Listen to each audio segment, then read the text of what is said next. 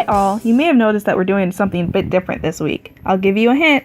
Do you remember the time Goku and Piccolo learned how to drive? Not a part of saving the world, but still a great memory. That's what this is. These are our filler episodes. Rough takes, weak audio quality, but hidden gems. It's your favorite mixtape that sustained you until the album dropped. This is the Nerds on Hip Hop filler episode.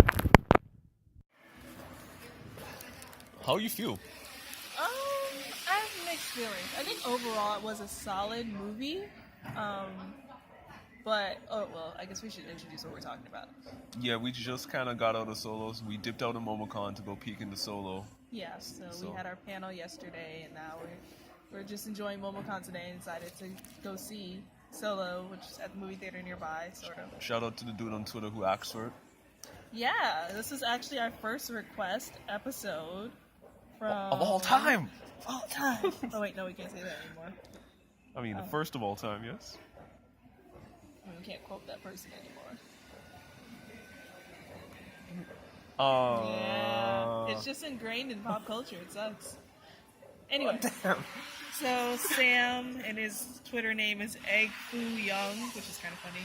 He asked us when we were dropping our solo podcast, which weren't even planning on doing. I was planning to entirely skip this. Yeah, we were probably gonna watch it later on. Well, I was planning on watching later on. I would probably wait till it hit on Netflix, so you get what you want for asking. Yeah, so I think this kind of worked out. So anyway, my thoughts. I thought it was a solid movie. I do have some gripes with how they treated the women. That's been like my main thing, because just like, I mean, this is all spoilers, by the way, pretty much. Yeah. So they killed Thandi Newton's character like 20 minutes into the movie. 30 minutes into it, so I'm like, oh, okay, so she's not really in this movie. Like, Was she promoted a lot in this movie? Because I didn't really watch any of the trailers. She was well, I'm not sure, I can't remember the trailers as much, but I know she was on a lot of like press circuits. Okay. Like, she was on So a she lot of the was talk shows. Oh, okay, so she did the rounds. Yeah, she Okay. did the rounds. So I thought like, oh, she's like in this movie. I'm like waiting, like I'm thinking she's gonna get as much time as Woody Harrelson, you know? Okay. So that was like, well, yay, another black woman killed, and because that's been kind of like a pattern within TV shows and movies. They did it with a show called Into the Badlands. People talk about another show that they did it with. I forgot what it's called right now. So it's kind of been like a bad. Do you think you'd have felt differently if she died towards the end? Yeah, definitely. Okay, because I felt like the thing to me is like watching this movie, I was like, ain't nobody making it out alive in this movie. If they're not named Han Solo, they ain't walking out of this movie alive. That's generally what I walked in expecting. I was thinking that too, and I was hoping they wouldn't do that, because I feel like their lives shouldn't end with their encounter with Han Solo. Like, I feel like just because they had this thing with Han Solo, like, why can't they go on and have their own life and like whatever and live? I thought about that, but I guess part of me feels like did you watch Rogue One? I did, and that's what I like. That makes sense to me. That makes the most sense. That makes sense.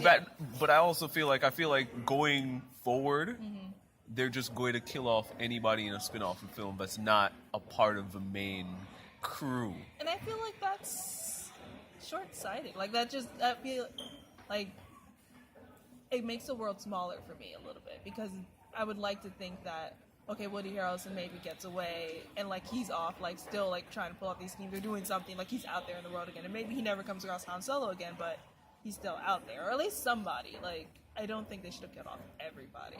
Yeah, because who is left behind? Just Kira. And even then, because the whole crew got killed. Right, and even then, Kira. Yeah, she's on the dark side. To die. As far as yeah, and she's probably gonna. I mean that. So you hadn't watched, on the major spoiler alert, you hadn't watched episode 1. No, I have not. So the Darth Maul reveal. So I knew. Okay, so I knew who he was, just because, I mean, that design is really iconic. I've seen it in a lot of places, but I don't know his story. I haven't seen episode 1.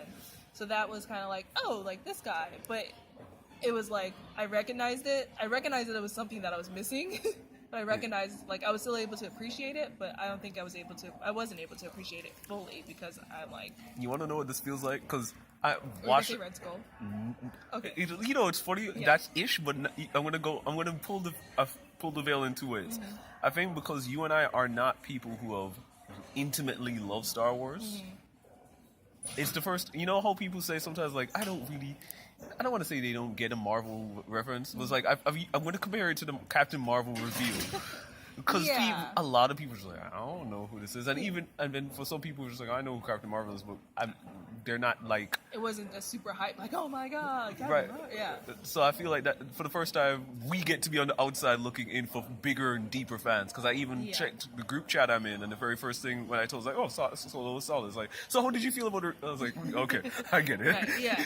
I guess so. That must be it. Because, I mean, I am thinking of Red Skull. I think that was really cool. But I think that was a nice nod. Right. I think that not worked better, but it definitely, like, I appreciated that. What was nice though is that even us not knowing, like I watched as a kid, I don't really remember it. It's actually a movie that pretty much got me not to stop watching Star Wars. Probably got it back. Oh, Yeah, like, not to stop watching. No, to stop because Oh. that was my first introduction, really. So I was just like, yeah, I'm You got a cool. bad introduction. But it was a case of you could still read what that was supposed to illustrate about Kira's character, Right. even without knowing that context. I was like, that still worked. Right. And I do love, like, I think one of the best scenes in the film is when you see the glare from his lightsaber on her eyes in the red. That was a really cool, just like, kind of her, kind of being, not blinded by it, but just like, I don't know, it was cool. Do you think this movie was as visually interesting? Because that's actually what I'm going to say was like one of the most, like, coming off of what we saw in the two previous movies, Force Awakens or even Last Jedi, or even Rogue One, cinematically this felt, I don't want to say uninspired because that's like disrespectful, but it's just it felt competent with no like flair or like personality. I don't know if I would say it didn't have personality, but I do think it was a little flatter than others because I think a lot of it is because it takes place kind of not in one spot, but like on very like earth terrain places. Like that doesn't really go anywhere else. It's like, oh, this is different. It feels like all of this could be on Earth almost, except you have different creatures and stuff like that. The one thing though what I will say, not like it was soulless, but the way they handled death in this film was very like nonchalant. Like people would die and like no one would mention it. Because even when people die every day, B. I guess so. It's like it's Star Wars. People die every day. What do you like? Move on. Because even with like Fanny Newton, like the first thing I thought, like when I'm bad, I feel bad. I don't remember anybody's name right now. But Woody Harrelson, when he punches Han, I'm thinking he's like you just like blew this job for us. Basically, like we missed the shipment. Like basically, she died for nothing. But he's just like, this dude's about to kill us now. And I'm like, oh, that's your biggest... Like, I get that's a big concern, but if this is a woman you like supposedly love... But I think that almost fits in part of his character where he kept on saying, like, I don't... doesn't. Right, so it's like, you could tell that there is a passion between them, but he's like, he compartmentalized that so he can do whatever the job requires. Because that's what he did later. It's like, he loves Han. Like, at least, for me, that feels clear. That was a nice, But it's relationship. clear that he will easily compartmentalize and refuse. And I think what's interesting, knowing what we know about Han kind of wants to do that, but he never follows through. Yeah, I think Kira says is like was really good because he is kind of like he wants to be disattached. He wants to be like this outlaw, but she's like, you're the good guy. Like your girl is gonna end up doing the right thing, Right. despite what you want to think of yourself. So I thought that was really cool, and I guess I could kind of see that with Woody Harrelson's character, where he can compartmentalize or he can like not move on very quickly, Right. but just like, all right, I gotta move on to the next thing. Like, all right, that happens, I gotta adjust. I think he's really good at adjusting. Right. But it just like kind of threw me off because even with I think it's L337. Right. I loved her, by the way. Feminist upright robot is like amazing. Even that, like when she dies, I think that scene with her and Lando when he's holding her was really beautiful. If you told me that Lando would be the most compassionate person in this Right. film, I would have been like, you tripping. Whoops. Who?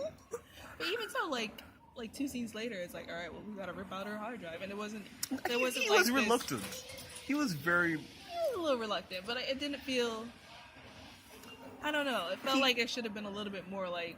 I think even Kira's not, but she was like, sorry. Like, I like that. Just like a little acknowledgement. Like, is basically like ripping out a part of this being that you love. I feel like that's a little hard. It should be a little hard to do. And it felt like it was kind of more easier for him than I think it should be. That's interesting, because I felt like he was torn up. Like, I think about how when he went back to go get her, right? And he was just like trying to carry all of her, and he was like, like those he things was, were great. yeah. But then I just felt like when 2 scenes later, it was like, we gotta take this hard drive out of her. It was like, oh, all right. Yeah. But then I did like when he finally put it. He's like, she's a part of the ship now, and that kind of felt like solid. It's like some like closing to that. Right. Exactly. And that's kind of cool too, because now it's like not only we know the Millennium Falcon is like this really fast ship, but now it's like, a soul of. It's a soul of that, and it's like has amazing navigation, right? Which is answers, makes it like a really great. So in some sense, you kind of get one person or thing to live on bigger than, because it seems like that's the only thing that. Yeah. Yeah. So that was cool. I don't know. So that first heist. Mm-hmm. I'm gonna say, even though I think the directing is kind of like just competent enough, from a Star Wars universe perspective, from a personal standpoint, that's the most interesting non-Jedi thing I've seen in the Star Wars universe. I would go that far. I think I can agree with that. Although I don't know how many non-Jedi things there are, but I mean, because you think about the fights, the space fights, and all of that, like the war component, like all that stuff is cool. Oh, I see what you mean. But I would easily say that the heist that we saw was definitely way more interesting than any of those things. I can agree with that. Also, I really loved, what was it? Man, I lost my train of thought. We were talking about the heist in that scene. I forgot. Yeah, I forgot. Okay. Yeah, I've been trying to put together what it is, and I don't know if it's just like maybe I'm just in a heist mood recently. I always love a good heist, so that's one of the reasons I was really excited for this film, because I love like heist movies, like how I love a good switcheroo. Like I kind of live for that stuff. So you don't I was really excited for this, yeah. So yeah, I enjoyed that aspect. Yeah, that's why I was kind of excited for it. And I would watch a second version of this, whatever it takes to get another heist Star Wars film. I would be there for, even though I don't think this is great. Oh. That's what I was gonna say before, actually, because I know for this movie the director switched a lot, so I'm wondering. I guess that maybe could be why some parts feel not different from each other, but I could see why. I could be like, oh, this part kind of was like, this part was like, oh, that was better, and so just give them a little more, I guess, not credit, but grace. Yeah, I think that's what I was gonna mention before. Like maybe we should give them a little more grace, because that's why I've been trying to do a lot of iterations and directors and stuff like that. It's funny because I always get mixed in how I feel about the alien races in the Star Wars universe. It's been one of those things that's like every time I engage with them, I don't ever connect. You know, I hate the Ewoks. Which you should not. The Ewoks are amazing. And I don't know what it was about the alien guy that we saw at the beginning in the camp. One with like the extra legs and stuff. There's something about like, I don't know what made him feel kind of humanized, and like he had the least screen time for anything. He did. That's the other thing. I'm like, are we really about to kill all the non-white males? Like isn't that like? That's hilarious. That's like once I killed him, I was like, okay. Then they killed Danny Newton. I was like, all right, so this is what we're doing. Okay.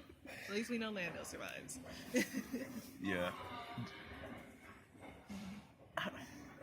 Did you expect Lando to cheat in this gambling game? I mean, I kind of do, to be honest with you. I didn't expect it, but I wasn't surprised. Right. I did think he would be a little bit more, which I guess doesn't make sense. The more I thought about it, I guess I just really wanted to like his character. Right, but you can. And you can't, and I can't. I was like, oh, Donald Glover, Lando, like this is gonna be awesome. Like I really wanted him to be my favorite character, but the fact that he's so like conniving, sort of, and oh, you mean those fun... Right. I mean, he's a smuggler, so, I mean, it makes sense. And then he does, like, trade, whatchamacallit, on them in the later film, or the earlier films. I do like how there's a reluctant respect between him and... Han. Yeah, like, you can tell why they hate each other, why they love each other at the same Yeah. time. Like, I don't know how else you would have squared that circle, because I'm remember watching Empire Strikes Back. I forgot what they originally said, but I remember when he first came to the planet, the way that Han was treated was just like, wait, this is better than I expected to be treated. Right, Like, you don't deserve all of it. Like, and now you can see why I was just like, There's a weird thing, like, we treat each other, like, we expect the worst and then get the best, and it's, like, skeptical, like, what's going on? Yeah, for sure, I do like that. I think the best thing this movie did, though, was establish Chewie and Han's relationship. I think that arc is the best in the film. but it felt like it was done early rather than later. Like, it felt like by the time he freed Chewie, and they're both kind of looking over before they do the heist, it was kind of like, it's all done. I don't know. I think at that point they were still like, we're in this together for now, but not for the long haul. It was just Right. like, all right, we're like in this, like it's like kind of like us versus them thing. We're the newcomers, like Right. obviously we're gonna like bond together, stick together. But I still think in their minds, like Khan was probably still like, all right, after this I'm gonna get my ship and go rescue Kira, and Chewie's probably like, all right, after this I'm gonna go, rescue my people or whatever. But I think because even when they got to the second heist, they were like, Chewie was like, I'm gonna go do this thing over here. And he was like, yeah, you're right. Yeah, all right, I'll believe you then. All right, cool. And then he was like, all right, I'll give you a weapon to help you out. But I don't know how much, if Chewie didn't come to save him at that time, I don't know if Han would have not left without him. Maybe he would have. But, No, I mean, the thing was, I was impressed is like Han was trying to cover for Chewie. He was like, you got something to do. yeah. That He was trying not to surround him. It was like, it's been, I want to feel like I have a lot more feelings about this movie. It's like, it feels very transient. Like, it's like, we got in, we experienced, we stepped out. Like, Yeah. I feel like satisfied, but it isn't like a deep meal by any means. I agree. Like, when it ended, I was like, oh, okay. Like, time to leave. Right. And I do like, and maybe I don't see this, I do feel like the movie was trying to end on this thematic thing that you can't trust somebody. And I feel like that was a cool storyline. That's a cool story beat to kind of build into the movie, because I feel like I'm more of a you're not supposed to walk away with. I think But that, yeah, sorry. No, I think that makes sense, just knowing who Who Han it becomes. becomes. He becomes very, like, untrustful, very, like, I'm my own person. Like, it's just Right, me that's and Chewie what- against the world. And that's kind of where it's like, it's interesting that I don't think it planted its foot. It didn't plant, like, they were trying to get you to get there, but I don't think he ever planted his flag like that. Right. And I wonder how much of it I might have enjoyed the movie a little bit more had they decided to plant their flag with that, but because they were trying to frame Han as so sympathetic, but you would have felt like, you know what, it's a wrong lesson to learn, but I understand why you learned it. And still give him those moments of like, you know that he'll change. Right. But it felt like they were never going to walk all the way to that point. I think he still has some lessons to learn before he gets there. That's why. I would have been sad if he was already like, all right, and then next he becomes Harrison Ford. Like, No, but yeah. but I wanted him to feel jaded about people, and I don't think like I walked away with this movie. He's broken, but he's not jaded. Yeah, I don't know if I wanted him to be jaded already. But he's I mean, definitely, like, everybody's he's definitely going there. Right. I mean, like everyone pretty Yeah. much like they ain't no. Yeah. Lessons. Everyone, actually, that is true. Everyone in this film was like, lessons. Woody Harrelson. Told you. told you for the Kira. told you. Should have listened. And Chewie's own. I guess that reinforces the Chewie thing. The Yeah, he's Chewie's the only really one. Who, Yeah, when you see them at the end, like, flying together and, like, in the I'm like, man, this feels like official, sort of. Like, all right, like, got ship, got him, like, we're Yeah. good. It feels weird that like the mythology of the ship, the mythology of the bracelet, all of that. Like I don't know if you even in. Do you remember in Last Jedi that? That's kind of weird now. Am I crazy? In Last Jedi, wasn't one of the last things that was given to Leia the same chain? Oh, right. That's the last thing he gave her right before he left. Which is kind of weird now when you think about that. Like, it's not terrible by any means. Yeah, that's kind of weird. it's just kind of one of those, like, I guess you keep it because you care about that person. It's kind of weird for it to be like a memento to your current. Like, it just feels yeah, weird. It's really weird. It works, but it's weird. It is weird. No, it's definitely weird. It's just weird.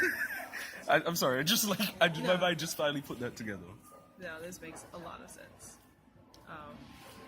Okay, so you've seen the prequel, or episode 1. So, does Kira have a role in that? That's the thing I could not remember for the life of me. Because I'm curious. I'm like, wait, were we supposed to know this was going to happen? And yeah, and that's one of the things I was like, I wish I remembered episode 1, but again, it's the one that made me like, I'm good. I think this actually made me, like, before I was just like, like, I'll get to it, I'm skipping, but now I'm like, I kind of want to watch it just so I can fill in those holes a little bit, or maybe even, like, pick up on something. You sound like a comic book fan now. It's like, I know I'm going to read these bad comics just to figure out what's going on. I am a comic book fan, too. Somehow I just love torturing myself picking up these Right, because your word was need as soon as you walked in. I'm like, yeah, do you? I know, like, need is a little strong. Need is a little strong. But I do want to. So do you find yourself vested that much in the Star Wars lore now? Because I keep wondering where I stand with this, and I realized the more and more I prefer the high stuff and so forth. I was like, I don't care about the sci-fi component as much because they don't do it like this. Like, when I saw her doing the sniping thing from that component, I forgot where she was like under. Oh, under the train tracks and stuff. Yeah, like, that was really cool. And stuff like that. I was just like, yo, I haven't seen this before. But Star Wars is not about that. Right. But it's like, I felt very weird because like I felt like a lot of us was still trying to be every Star Wars movie that we've seen, like in terms of like, now we need to give you the moment of Millennium Falcon. Right. Now you need to get in the moment why Chewie has to be this. Like. But there's an identity this film has, even though I still think it's going to be transient. But it's like, I want them to do this again. That's all I feel. Like, I want to see this again without the trouble and without an established character, so they don't have any of those holdups. It's just like, give us the Star Wars heist film somewhere just on a separate planet with separate people, have no influence in the core story, just to see what they do. Okay, well that's not really. Because I'm like, that's kind of Rogue One, but not really. Right, like Rogue One is too tied. Everything's too tied back. It's completely tied. So I want one that's just like, and then maybe just give me a comic about this, and I'll read that, because there's something here from a visual standpoint that really appeals to me beyond the Jedi stuff, and it's like, this scratches an itch I didn't know I had. Yeah, I do care for the sci-fi parts, because I love seeing, like, lightsabers and stuff. I think that's really cool. I love this scene, too, where she's fighting with a sword. Kind of wanted to have something lightsabery, but I'm like, sword's cool, too, I guess. I like his blades, I'm not even gonna lie. Blades are cool. Blades are really, really cool. Brass knuckle blades, like, that's kind of... But I really love that scene in general, because you rarely get to see women fight a man like that. So that was really dope in general. That's one of the reasons why, one of the scenes I actually didn't like in Infinity War, when they had, oh gosh, I'm like forgetting everything. Denai Guerrero's character, Okoye, and Black Widow fighting the Midnight Proxima. Yeah, from the Black Order, and I'm just like, really, all the women have to fight each other, like. It was cool because it was like, oh, 3 women on the scene, like one's a villain, 2 working together. Like, It was a cool moment, but at the same time, it kind of felt like, oh, so because they're all women, they have to like fight the woman. Like, it was just like, it was a weird. I felt a little mixed about it.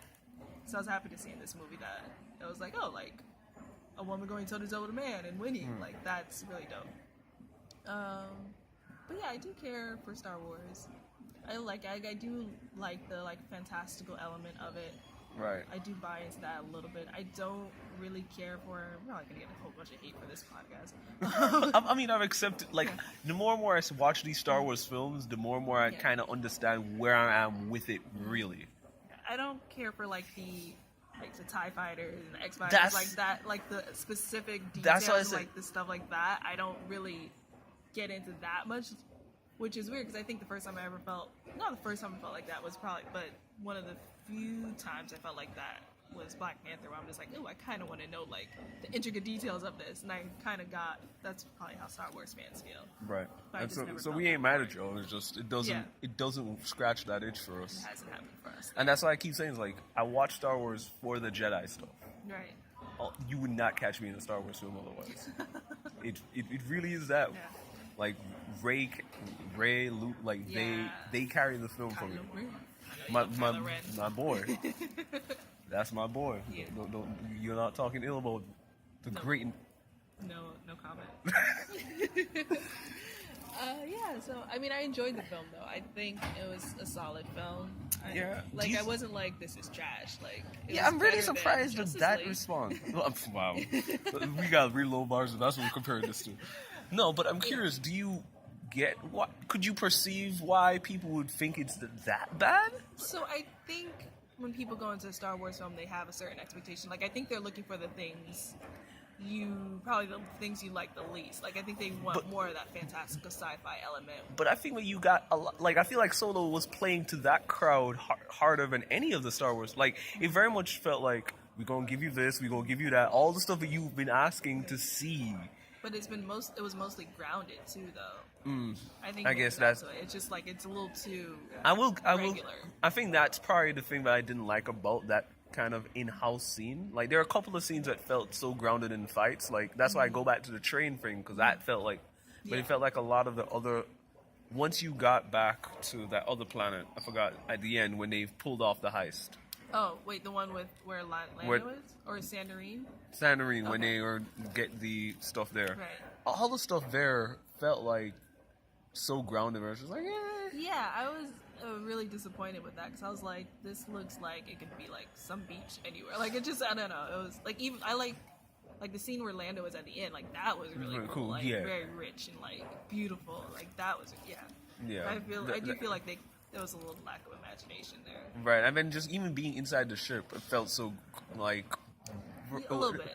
Like it became to the moment where I realized, like, yep, maybe this is not as fantastical as it can be for what this is. So I can empathize if you think that's probably one of the weakest points of this film. If that's kind of what you really look for. Yeah, I think that would be it.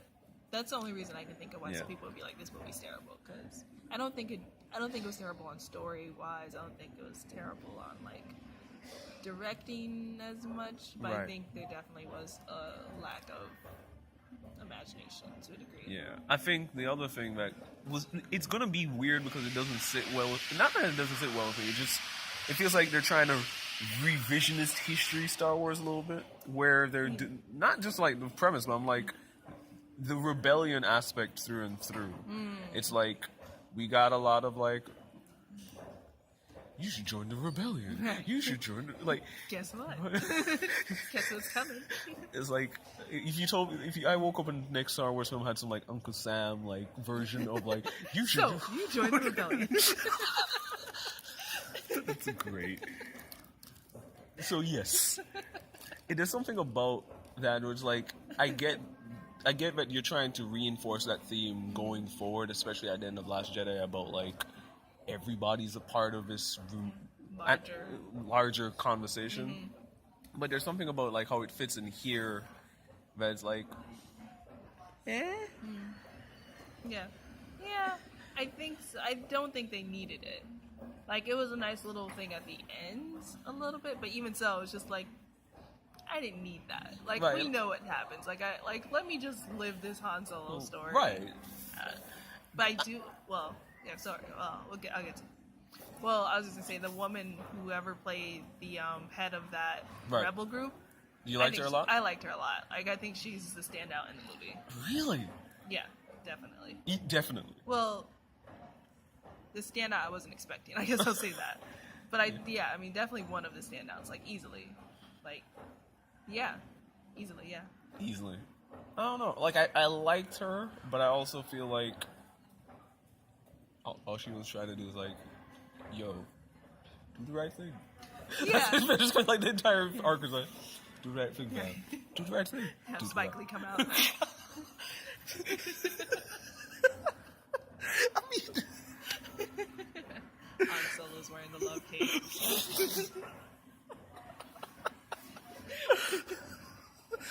this is why you come to this podcast, ladies and gentlemen. You're never getting that reference anywhere else. Oh my god. But yeah, I really liked her. But I mean, not just her character, but I mean, I think the actress did a really good job. Like, she stood out in a part that could have easily been forgettable. So that was good. I'm still gonna go L3. L3. Although I didn't like how they were setting her up at the beginning. Really? There's something about how I felt like they were trying to paint her as a little bit, like, for us to not like her a little bit at the beginning, but it kind of made me feel like, oh god, are we doing this? And then when they got on the planet, I'm like, okay, y'all not doing that. All right, I could live with... But something kind of really rubbed me the wrong way with a little bit of how they were trying to portray. Yeah, I think I agree with you, because there's a part where she says something, where Lando asks her what she wants, and she's like... No, that was dead hilarious. That was amazing. But when he, like, rolls his eyes, I'm like, really, Lando? Rolling her eyes. I mean, I get it, but, yeah. I mean, we joke. You and I literally have... I know, but I'm like, are we supposed to empathize with Lando? Or, like, what are... Like, I don't know that's if what we're supposed to empathize with any... Like, I feel like, especially because what we see happen next, Right. you can't help but empathize with L3. Right, yeah. I feel like that's the end result of us. Like, I feel like you get the eye roll. You get just like, yeah, sure, whatever. I mean, you're like, this is she's kind of right. Definitely. I mean, I think the smart thing was to tie that back to Chewie, where it's like, in case you didn't care about the robots, you were just like, I mean, it was like, no, everyone needs their freedom. Right. Like, it's like, if you can feel it for Chewie, you can feel it for the robots too. And shout out to them for making Wookiees look different. I was just like, how are they gonna do this? Because I feel like, I don't know. Yeah, I thought that was just really cool. I was like, oh wow, like y'all weren't racist about it. Yeah. So, I don't know. Do you have any more thoughts? I feel like by the end of next week, we probably won't remember much of this film, to be honest, besides the fact you want to watch episode 1. Yeah, I think you're right. Like I said, I did really like I don't even know, it was a freight train. Right. I do like a lot of those scenes. Everything else, Yeah. yeah. It's funny though that I just said the stuff about liberation. It's like it felt like I can live with the liberation for the robots and that, but it felt like they didn't do a good job to tie that back to the bigger rebellion next few scenes later. Like that feels weird. Because like I complained about it in that way, but the other two moments where it happened, it's like maybe they need to tie that. Maybe that's what is missing in the Star Wars universe. Like, is really to tie the freedom of multiple, like smaller ones, right? To make it feel like, because it does feel like the larger rebellion is primarily still about humans, right? And I mean, mind you, that's just how humanoids, right? And so, like, if you were to able to tie that more back to Chewie's rebellion or rebellion robots, like I feel like there's a through line there, but I feel like now I can see that they're trying to make, but it's like I don't know why this didn't stick the landing for me. I don't know either.